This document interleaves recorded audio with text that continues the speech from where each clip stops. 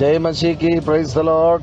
परमेश्वर आपको आज बहुत आशीष देने पाए। परमेश्वर का रास्ता में चलने का कृपा परमेश्वर आपको दे।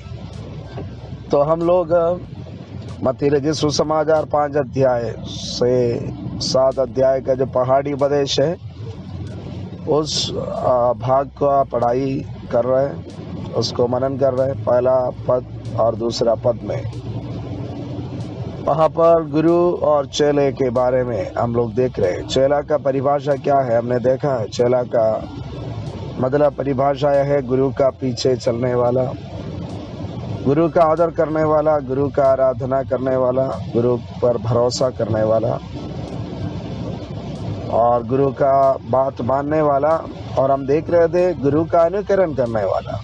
जी हाँ, तो चेला का मतलब है गुरु का अनुकरण करने वाला। हमने इस बात को भी देखा है। यीशु मसीह अगर हमारा गुरु है तो यीशु मसीह का अनुकरण हम कैसा करेंगे। अभी यीशु मसीह हमारे बीच में शारीरिक रीति में नहीं है,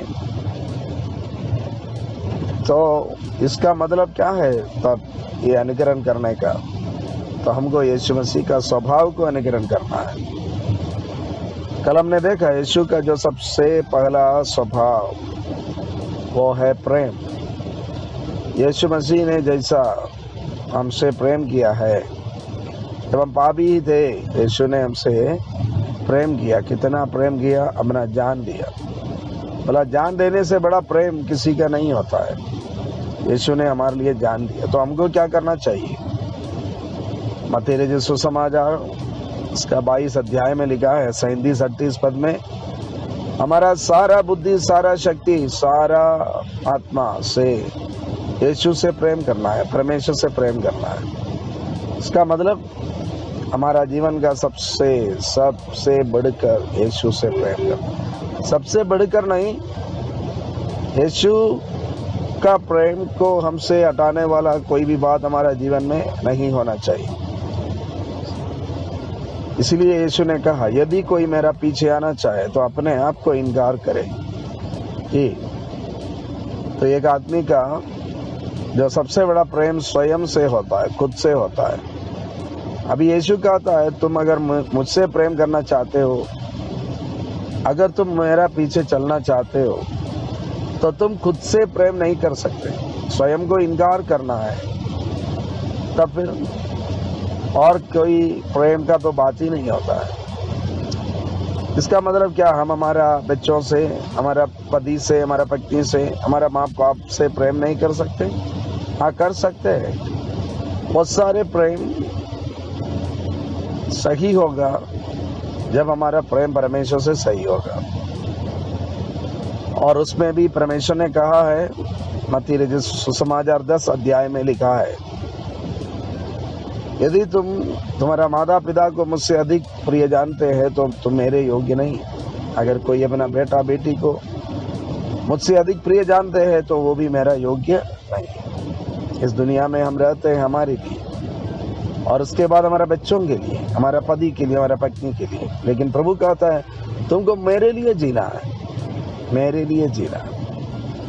मुझसे तुमको अलग करने वाला कोई भी बात तुम्हारा जीवन में है तो उसको हटाना है। वो कोई हो सकता है हमारा आदत होगा, हमारा घमंड होगा, हमारा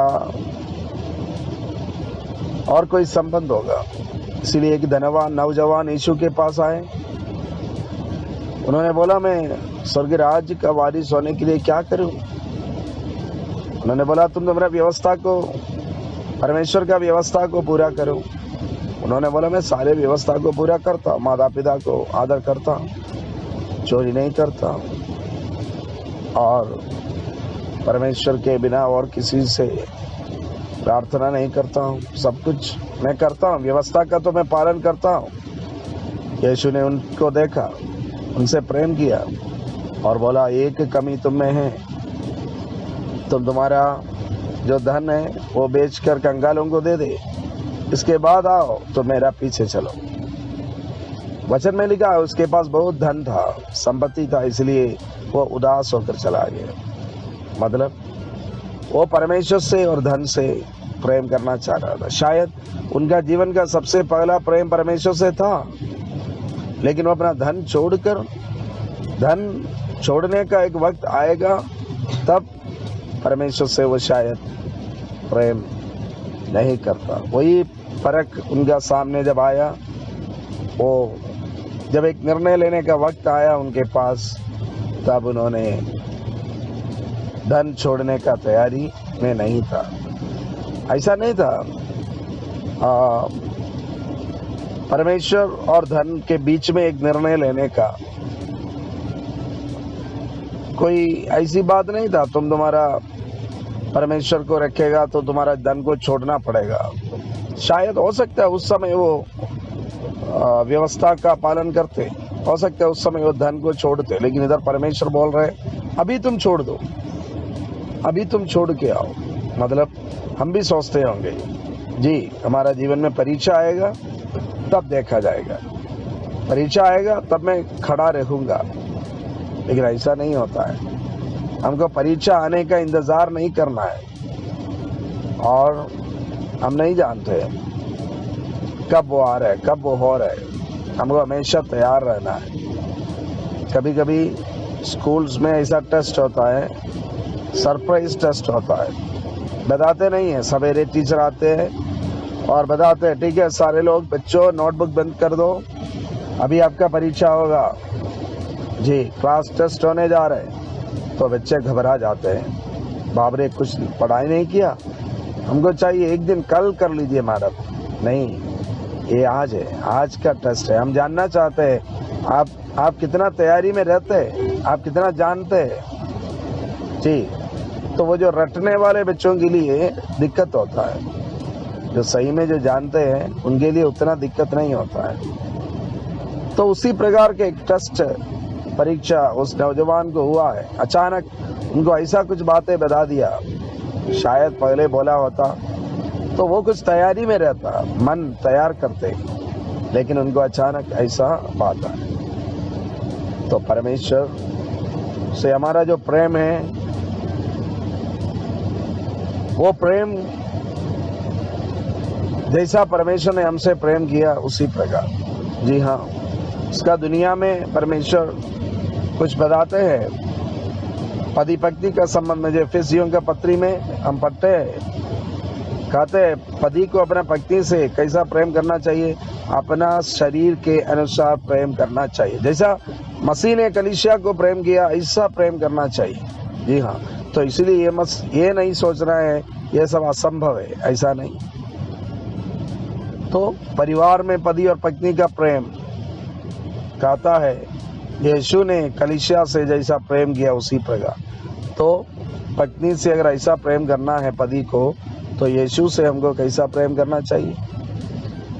हम जानते हैं नौजवान लोग इस संदेश को सुनते हैं, आपका जीवन का सारे सपनों से बढ़कर, आपका जीवन का सारे संबंधों से बढ़कर। इसका मतलब ऐसा नहीं है हाँ ये लड़का मेरा जीवन में सबसे पसंद है, लेकिन इससे भी मैं पसंद परमेश्वर को करता हूँ, लेकिन ऐसा नहीं।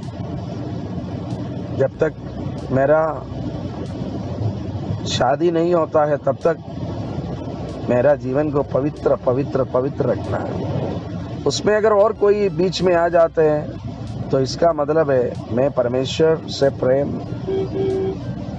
परमेश्वर ने जैसा हमसे प्रेम किया ऐसा प्रेम नहीं करते। क्योंकि प्रभु का वचन यूहन्ना जो सुसमाचार में लिखा है 14 या 15 अध्याय में, अगर तुम मुझसे प्रेम करते हैं तो तुम मेरा आज्ञा को मानते हैं। तो आज्ञा क्या है?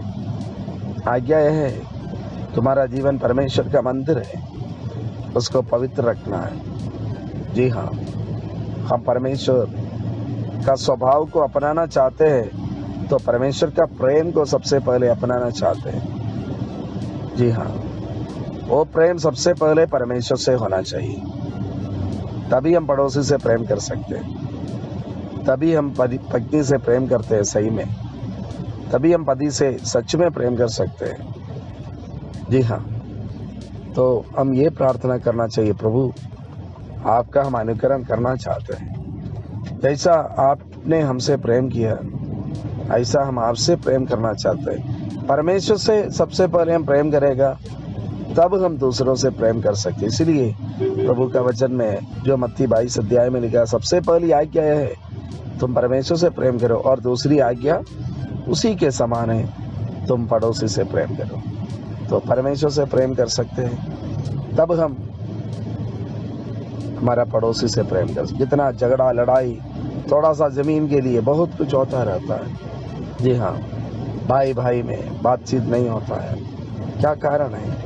यही है, परमेश्वर का प्रेम नहीं है दिल में, तब पूरा गुस्सा और लालच ये सब होता है। तो हमारा जीवन में, हम जब प्रभु को मानने वाले लोग हैं, हमारे जीवन में परमेश्वर का प्रेम आए, और वो प्रेम जब आते हैं तो सबसे पहला उसका चिन्ह यह है, या सबसे पहले का कार्य यह है, हम परमेश्वर से प्रेम करेंगे। कैसा? जैसा प्रभु ने हमसे प्रेम किया, मैंने जान देकर भी प्रेम करने का तैयारी। परमेश्वर इसके लिए हमारा सहायता करे, प्रभु यीशु हमारा सहायता करे। आपका अनुकरण हम करना चाहते हैं, जैसा आपने हमसे प्रेम किया ऐसा हम आपसे प्रेम करना चाहते हैं। हमारा सहायता करें, यीशु मसीह के नाम से मांगते हैं, आमीन। God bless you.